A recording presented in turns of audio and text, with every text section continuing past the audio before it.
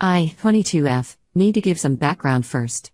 My boyfriend Jacob, 23M, and I met last October at a Halloween party hosted by our mutual friend Chris. I wasn't planning to go, but my best friend Amy convinced me. I remember Jacob was dressed as Spider-Man, and we ended up talking all night about everything from our favorite movies to our dream travel destinations. He asked for my number at the end of the night, and we went on our first date 3 days later. Everything moved pretty quickly after that. We clicked instantly. Jacob was different from guys I'd dated before. He was attentive, remembered little details about things I mentioned, and always made time for me despite his busy schedule at his engineering firm. By December, we were officially dating, and by January, we were practically living together at his apartment. Jacob has a tight-knit friend group from college that he's known for about 5 years. There's Chris, who introduced us, Mike, Tom, Sarah, and a few others.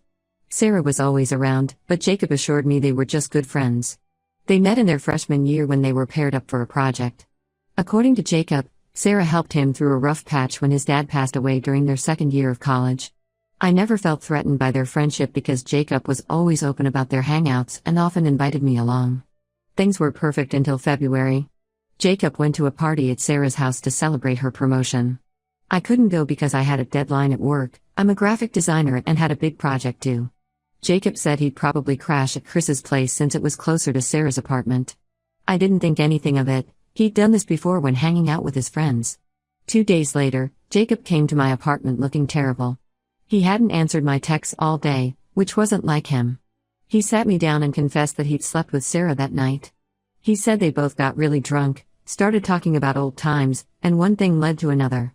He swore it meant nothing and that he regretted it immediately. I was devastated. I remember sitting there, trying to process what he was saying while he cried and begged for forgiveness. He kept saying he'd do anything to fix it. He offered to cut contact with Sarah completely, to move to a different city, anything I wanted. I asked for some time to think. Those next few days were awful. I barely ate or slept. Amy came over and stayed with me, bringing ice cream and listening to me cry. My sister Rachel drove 3 hours just to be with me. She went through something similar with her ex-husband and warned me that cheaters rarely change. Jacob's mom Linda found out somehow. I think Chris told her. She showed up at my apartment with homemade lasagna and told me how disappointed she was in Jacob. She shared that Jacob's dad had cheated on her early in their marriage, and she'd always raised Jacob to understand how devastating infidelity is. She said she'd support whatever decision I made. After a week of thinking, I decided to give Jacob another chance. He seemed genuinely remorseful and had already taken steps to prove he was serious about fixing things. He cut contact with Sarah and that entire friend group except for Chris. He started being more transparent with his phone and social media. He even suggested couples counseling, though we decided to try working through it ourselves first. The past 4 months have been okay. We've had good days where everything feels normal again, and bad days where I can't stop thinking about what happened. Jacob has been patient with my trust issues and always reassures me when I'm feeling insecure. But last week, everything changed. Jacob started talking about missing his friends. He said while he understands why he had to cut contact, 5 years of friendship is too valuable to throw away over one drunken mistake. He wants to reconnect with Sarah and the group, saying he feels isolated and misses having people to talk to about shared experiences. I tried explaining how his request makes me feel. It's not just about trust, it's about respect. Sarah isn't some random person he hooked up with. She was his close friend who he chose to betray me with. Every time I think about them hanging out again, I feel sick to my stomach. Jacob says I'm being unreasonable. He argues that if I truly trust him and want our relationship to work, I should be okay with him having his friends back. He keeps bringing up their history, how Sarah helped him through his dad's death, how their friend group got him through depression in college, how they've all been there for each other through major life events. Amy thinks Jacob is manipulating me. She says he's using guilt to make me question my perfectly reasonable boundary. Rachel says this is exactly how it started with her ex, small requests that slowly eroded her boundaries until she was accepting things she never thought she would. Linda called me yesterday after Jacob told her about wanting to reconnect with Sarah. She thinks it's inappropriate and disrespectful to me. She reminded me that I'm allowed to have boundaries and that Jacob's actions have consequences. This morning, Jacob told me he's going to a group dinner this weekend where Sarah will be present. He didn't ask my permission, he informed me it was happening. He said he can't let me control who he's friends with and that I need to get over my insecurities if I want our relationship to last. I feel like I'm losing my mind. Am I really being controlling? Should I just accept that they're going to be friends again? I love Jacob, but I don't know if I can handle watching him rebuild a friendship with someone he cheated on me with. Every time he brings it up, I feel like he's choosing their friendship over my feelings. I need advice. Am I wrong for not wanting him to reconnect with Sarah? Should I give him an ultimatum? Or should I just end things now before it gets worse? Update 1: Everything has fallen apart since my last post. Jacob went ahead and attended the group dinner I mentioned. He said it was just catching up with old friends, but things have spiraled since then. I discovered through Instagram that they've been hanging out almost every day. There are pictures of them at parties, group dinners, and even a weekend beach trip I knew nothing about. Jacob kept saying they were just casual group hangouts and that I was overthinking things. But yesterday, something happened that changed everything. Amy's cousin Emma works at this small cafe near Sarah's apartment complex. Emma texted Amy saying she saw Jacob and Sarah having lunch together on Tuesday, just the two of them. They were there for nearly 3 hours. Emma said they seemed pretty cozy, with Sarah touching Jacob's arm a lot and Jacob wiping food off her face at one point. When I confronted Jacob about it, he exploded. He accused me of spying on him and setting people to watch his movements. After yelling for about 10 minutes, he finally admitted that yes, he's been meeting Sarah alone. According to him, they're just rebuilding their friendship and I'm being paranoid for no reason. His behavior has completely changed in the past 2 weeks. He's become distant and snappy. He's always on his phone, but turns it away when I'm nearby. He's started going to gym sessions at odd hours and gets defensive when I ask about his day. Last night, he didn't come home until 3 a.m. When I asked where he was, he said he was at Chris's house playing video games and that I need to stop questioning his every move. Linda called me yesterday out of concern. She said Jacob has been acting strange lately, missing their weekly family dinners and making excuses when she tries to meet him. She mentioned that Jacob's car has been spotted outside Sarah's apartment building several times late at night. She's worried he's repeating his past mistakes but doesn't want to interfere too much. Looking back, there were so many red flags I ignored. Sarah was always more than just a friend to Jacob. He would drop everything if she needed help, like that time he left our anniversary dinner early because Sarah called saying she had a flat tire.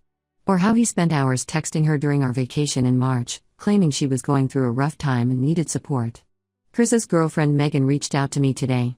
She said she couldn't keep quiet anymore. Apparently, at the group dinner 2 weeks ago, Jacob and Sarah were extremely flirty. They kept whispering to each other and disappeared for about 20 minutes. When they came back, Sarah's lipstick was smudged and Jacob's shirt was wrinkled. Megan said Chris told her to mind her own business, but she felt I deserved to know. Jacob's sister Jenny also messaged me. She said she saw Jacob and Sarah at a restaurant last week, holding hands under the table. When she confronted Jacob about it, he begged her not to tell me and said it wasn't what it looked like. I feel like I'm going crazy. Every time I bring up these incidents, Jacob has an explanation ready. The lunch was just catching up. The late nights are work stress. The phone behavior is because he's planning a surprise for me. The restaurant incident was Sarah being emotional about a breakup. Amy thinks I should check his phone while he's sleeping, but that feels wrong. Rachel says I need to stop being naive and see what's clearly happening in front of me. Linda keeps apologizing, saying she thought Jacob had grown up but clearly hadn't. This morning, I found a receipt in Jacob's jacket for 2 movie tickets from last night, when he was supposedly at Chris's house. When I asked him about it, he grabbed the receipt, crumpled it up, and said I was invading his privacy by going through his things. He stormed out and hasn't come back yet. I've lost weight, I can't sleep, and my work is suffering. My boss pulled me aside today to ask if everything was okay because my designs haven't been up to my usual standard. I broke down crying in her office. I don't know what to do anymore. Part of me wants to believe Jacob's excuses because the alternative hurts too much. But I can't ignore the mounting evidence. Every day brings a new revelation, a new lie, a new excuse. Should I confront him with everything I know? Should I just walk away? I feel stuck in limbo, waiting for the other shoe to drop while watching the man I love slowly become a stranger. Update 2: I was right about everything. 2 days ago, I discovered the truth in the worst possible way. Jacob left his laptop open while he went to shower, and a message from Sarah popped up. I know I shouldn't have looked, but after everything that's happened, I couldn't help myself. What I found destroyed me. There were hundreds of messages between them going back months, even before we started dating. They've been sleeping together for the past 3 weeks, meeting at Sarah's apartment during his supposed gym sessions and work late nights. The messages revealed everything. That night at the party in February wasn't a drunk mistake at all. They had been flirting for weeks before that. Jacob only confessed because Sarah's roommate Kate had walked in on them and threatened to tell me if Jacob didn't come clean himself. But here's the twist that made me physically sick: Sarah has a boyfriend. His name is Tom, and they've been together for 2 years. Both Jacob and Sarah have been lying to both of us this entire time. In their messages, they actually joked about how naive Tom and I were for believing their excuses. I spent hours reading through their conversations. They talked about having feelings for each other since college but never acting on it because one of them was always in a relationship. They planned their meetups carefully, making sure to have alibis. Jacob even saved Sarah's number under a fake male colleague's name. The most painful messages were from the past month, after Jacob started reconnecting with the friend group. They laughed about their secret lunches and how I was paranoid for suspecting something. There were intimate photos, plans for future meetups, and discussions about how to keep throwing Tom and me off their trail. I took screenshots of everything and sent them to Tom. He called me immediately, and we met at a coffee shop. Turns out he had suspicions too, but Sarah had convinced him he was being insecure. We compared stories and realized how many lies we'd both been fed. The beach trip I mentioned? Tom thought Sarah went with her female friends. The late-night work sessions? Sarah told Tom she was helping her sister move. When Jacob got out of the shower, I confronted him with the messages. For once, he didn't have an excuse ready. He broke down and admitted everything. He said he tried to fight his feelings for Sarah but couldn't. When I asked why he didn't just break up with me instead of cheating, he said he didn't want to hurt me. The irony of that statement still makes me laugh bitterly. Linda found out through Jenny, who I called for support. She came over immediately and was horrified when I showed her the messages. She revealed something that broke my heart even more: Jacob had done something similar to his ex-girlfriend Taylor 2 years ago. Linda thought he had learned his lesson and changed, but clearly hadn't. The friend group has imploded. Chris and Megan are fighting because Chris knew about the affair and kept it secret.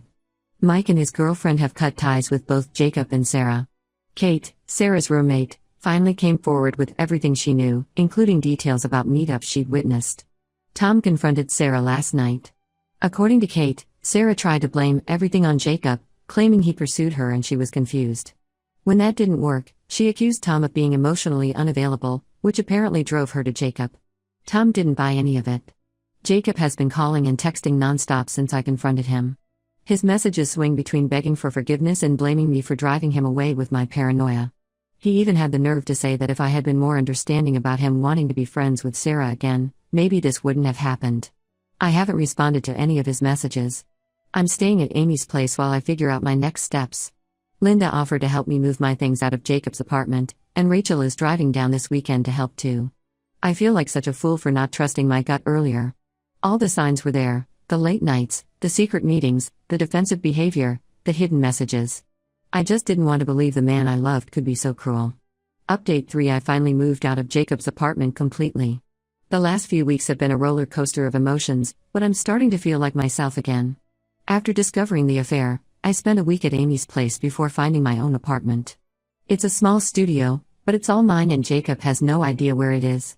I got a new phone number too because Jacob wouldn't stop calling from different numbers after I blocked him. Tom and I have actually become friends through this whole mess. We meet for coffee every week to support each other through the aftermath of Jacob and Sarah's betrayal.